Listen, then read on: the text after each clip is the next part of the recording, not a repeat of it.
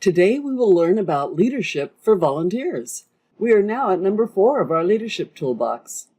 Did you know the best decision is the right decision? The second best decision is the wrong decision, because you can learn from it. The worst decision? No decision. We must make decisions. But how? Peter Drucker, the management guru who was first to consider people as assets, said, "Making good decisions is a crucial skill at every level." These are 3 styles of decision-making. Solo, where you have to make the decision on your own. This is not the best option, but it may be the only one available at the time. Consultative, that means your team works on the decision together under your direction. Co-creational is where you are simply a part of the well-oiled machine to make next-level team decisions. You do it as a team. Making a big decision may feel like climbing an impossibly tall mountain. What if you make the wrong choice? It can feel tempting to avoid decision-making, but leaders don't have that luxury. And with Ben Franklin's help, you can make decisions more confidently. With the Ben Franklin decision-making model, which it first suggests you frame the decision as a yes or no question. For example, should I take on the statewide project? If they want you, the state level wants you to take on a project, instead of saying this project is too big, put it into a question. Should I take it on? Second, list the pros and cons side by side. For example, it will elevate my status, so I'll have more access to more assets. Or I could crash and burn, which would lower my status. Ben reminds us there is no absolutely right or wrong decision. We make decisions with the best understanding we have at the time. With each decision, you can reevaluate what is important to you. That self-knowledge will make decision-making easier as you grow. Like, you know the odds of crashing and burning are very low. You're a hard worker and accomplish most of what you do. For Ben's third step, grade the importance of the pros and cons 1 through 10. With your list completed, add up the numbers for each side. You'll see the best option for a good decision. But our goal in leadership is not to do everything yourself, like making decisions. When you have enough trust in your team, you're ready to move to group decisions. Consultative decision-making provides more options based on the type of decisions you need to make, like a major decision, which you still manage, a common decision, which can be made together as you work to increase your trust with the team, an urgent decision based on financial need or a time-sensitive issue, which can be made by a subgroup, generally with you as a leader. Before any meeting, determine useful rules of engagement for everyone to follow. Here are some for decision-making meetings.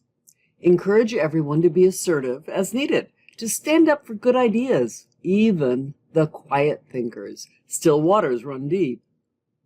Welcome change as the rule, but not as your ruler. Stay flexible. Check your humility quotient, as your idea is not you. Don't take it personally. Listen. This is huge. Don't just try to sell your own idea. That's why leaders don't get to make motions at meetings. If you only want to ram your decision down their throat, don't call it a decision-making meeting. With consultative decision-making, you want to develop your team so that everyone is participating. For example, the only way someone may block a decision is by offering a reasonable alternative. This stops your habitual naysayers. If they say, "That won't work," respond with, "What will work?" Or, "How can we make it work?" Reach consensus by 75% unless you have another threshold determined by your bylaws.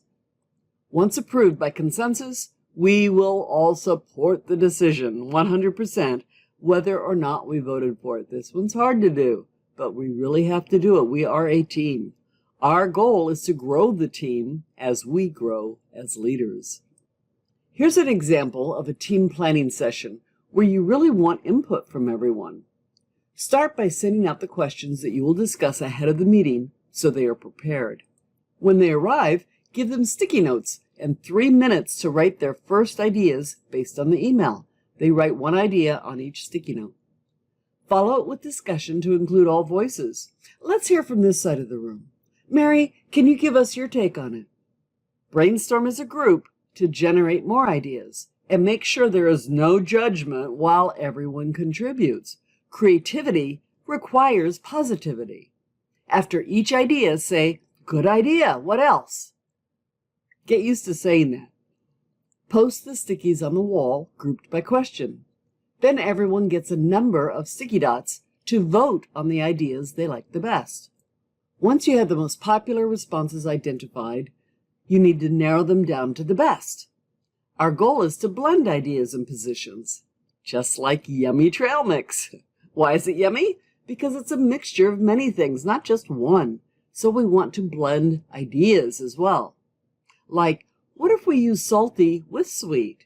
Or what if we add raisins first and then cereal? Of course, you're going to be adding your own ideas.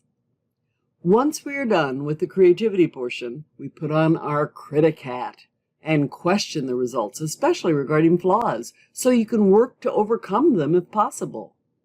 This is how we create sound, logical, team-supported decisions.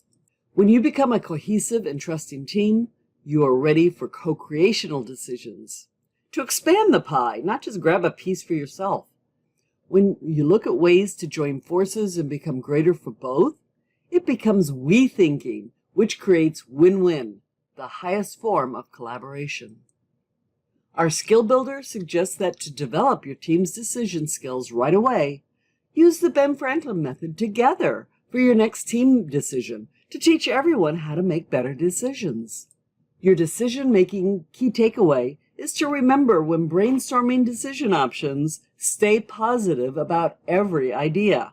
Each is considered good and worthy until it's time to put on the critic hat and evaluate. We have learned how to make effective decisions, whether working solo or in a team, and that the best decisions come when we can co-create win-win decisions.